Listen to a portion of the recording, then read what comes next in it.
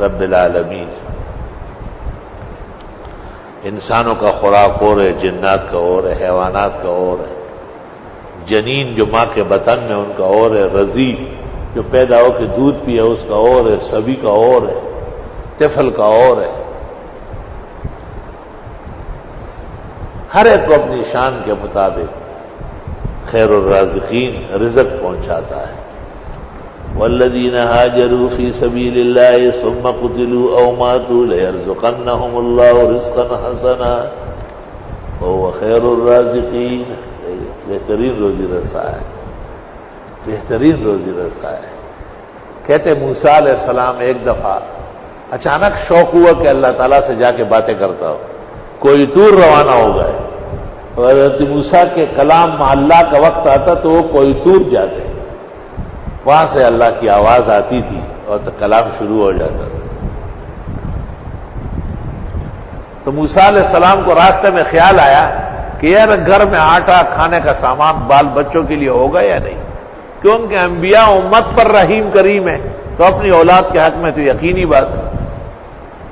حق تعالیٰ جو علیم بذات الصدور ہے، جب موسیٰ علیہ السلام پہنچے تو حق تعالیٰ نے کہا کہ اے موسیٰ، اور باتوں سے پہلے یہ پتھر کو لاٹھی لگاؤ، یہ ٹوٹ جائے گا. پتھر کو مارا، وہ ٹوٹ گیا. ایک اور نکلا، ایک اور نکلا، ایک اور نکلا. اخیر میں ایک چھوٹا سا گٹھی نکلی، گٹھی. حق تعالیٰ نے کہا اس کو بھی توڑو. جب اس کو توڑا تو اس میں ایک کیڑا نکلا، یہ چیز یہ پکے. وَفِي فِيهِ نَبَتٌ طَرِيٌّ، اور اس کے منہ میں ہری گھاس. وَعَلَيْهِ قَطْرَةٌ، یہ قطرہ ابو پہ پرتے، یہ آپ کا کھانا اور یہ تھیلی کے اندر آپ کا پانی. کلوا واشربوا. موسیٰ علیہ السلام بڑے حیران ہوئے کہ پتھر کے اندر کیڑا. حق تعالیٰ نے کہا اے موسیٰ یہ کچھ کہنا چاہتا ہے. حضرت موسیٰ نے کان قریب کیا تو وہ چھوٹی سی کیڑی کہہ رہی ہے سبحان من یرانی ویعرف مکانی ویرزقنی ولا ینسانی. پاکی اس بزرگ برتر خدا کے لیے ہے جو مجھے دیکھ رہا ہے. میری یہ جگہ بھی اس کو معلوم ہے اور ہمیشہ روزی دیتا ہے، کبھی بھی مجھے بھوکا پیاسا نہیں چھوڑا. حضرت موسیٰ سمجھ گئے کہ وسوسہ قلب پر حق تعالیٰ مطلع ہے اور میری تسلی. علماء کرام، طلبہ عزیز، نمازی مسلمان رزق کے باب میں اللہ پر بھروسہ کریں. حدیث میں ہے لو توکلتم علی اللہ، اگر خدا پر بھروسہ کرو. دیکھتے نہیں ہو پرندے کو، تغدو خماسا وتروح بطانا، صبح جب نکلتا ہے تو اس کا پوٹا خالی ہوتا ہے، ججورے خالی. شام کو جب آتا ہے ججورے جیسے گشوی دانوں نے ڈکئی. رزق کے معاملے میں خدا تعالیٰ کو پہچاننا بہت ضروری ہے. کبھی بھی اللہ کے ساتھ اسباب کا معاملہ نہ کریں. مسبب وہ خود ہے، کہاں اسباب بھی آپ پیدا کریں. میں نہیں کر سکتا، اور پھر جم کے رہو، ادھر ادھر نہ ہو. تو ایک آدمی نے دعا کی نا کہ یا اللہ 10 روپے ہو تو لوں گا. تو اس نے خواب میں کسی نے اس کو 5 روپے کا نوٹ دکھایا کہ نہیں نہیں 10 لوں گا.